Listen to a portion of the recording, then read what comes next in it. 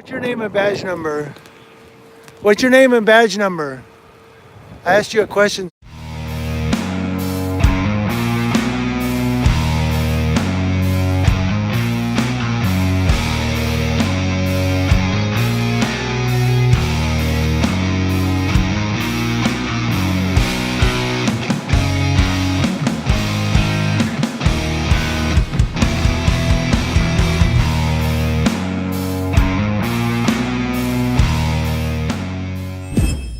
All right, guys, this is a Wednesday hump day editorial for you.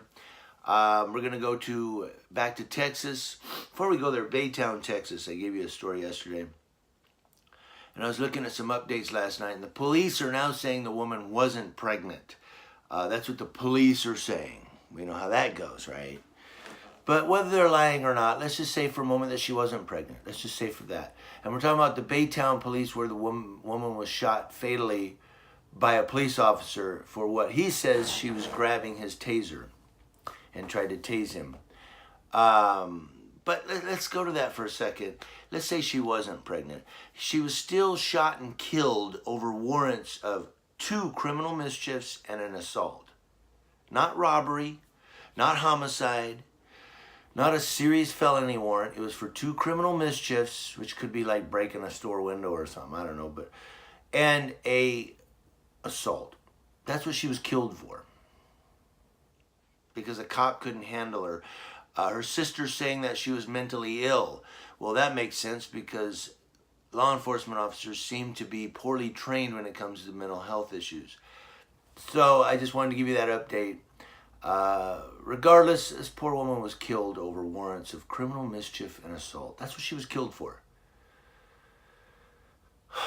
Don't make no damn sense. So we're going to El Paso, Texas. That's right, we're going back to El Paso. We've been there before. We're going back, looking at another police officer, and this time it's a sergeant. Well, they say former police officer. Let's look at it. Here we go. I got to go quick, got to go fast. I got no time to waste. This train only moves forward. An off-duty El Paso police sergeant who was arrested for drunk driving allegedly denied drinking, despite having a blood alcohol level double the legal limit, documents state. Jessica Grijalva, 36, also several times refused to perform a field sobriety test. Well, that's because she was a police sergeant. She knew what was going on.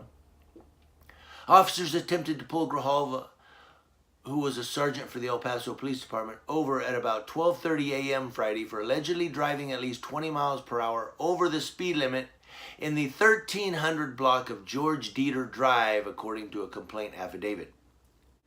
Grijalva was allegedly driving about 60 miles per hour in a 40 mile per hour zone. She also failed to maintain her blue 2019 Honda Civic in one lane and continuously crossed into the next lane, the affidavit states. Officers attempted to pull her over. She continued to drive south on George Dieter, even though officers had their emergency lights on, the affidavit states. Well, drunk drivers do that. They'll have their lights going, and the drunk drivers just keep going. She continued to drive. The officer shined a spotlight on her vehicle. She eventually pulled over into a Wells Fargo parking lot. She rolled down her windows, and an officer immediately sniffed a strong odor of alcohol. I'm going to get to that right now, on Grijalva's breath.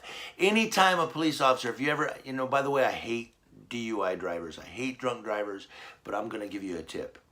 If you ever get pulled over for drunk driving and you get arrested or whatever, and the officer puts in the report, I smelled alcohol on his breath, fight that. Because ethyl alcohol has no smell. You know that, right? I was taught that in police academy, and I've read it, and I read it again last night.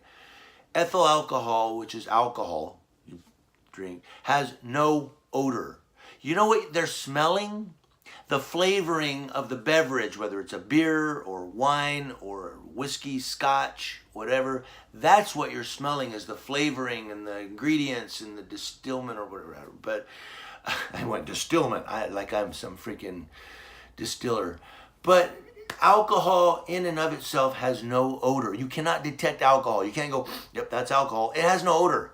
So when an officer immediately smelled a strong odor of alcohol. No, he didn't. He smelled the alcoholic beverage. And where I went to police academy, that local police department, trained their officers that in the report, if you do write, I smelled alcohol, that report will not be accepted. And they were telling us that. They said, you have to write, I smelled an alcoholic beverage. You smelled the beverage, you smelled the flavoring. Just a little tip for you guys, in case now you know the rest of the story. So Grijalva, of course, they tell what she was wearing. Who cares what she was wearing?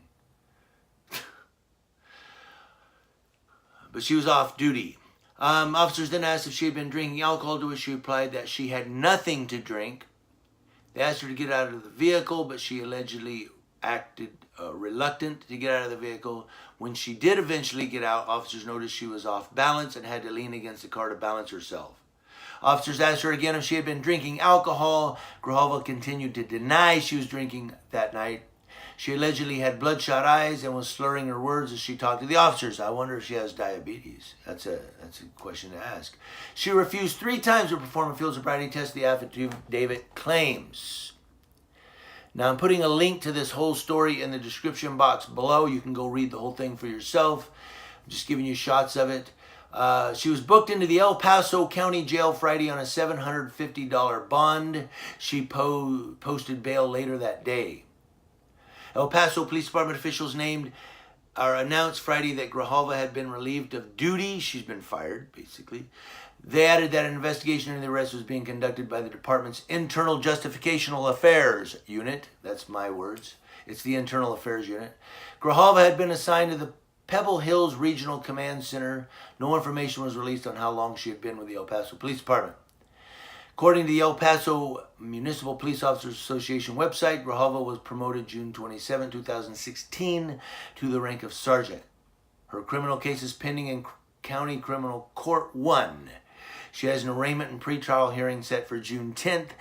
But anyway, I want to hear from you guys in the comment section on what you think about this. Another police sergeant in trouble for DUI. We've read that story before. And not with this person, but others. And of course, it's hump day. We're over the hill, guys. Only a couple more days left. I hope you enjoy your Wednesday. Thank you. News Now UK.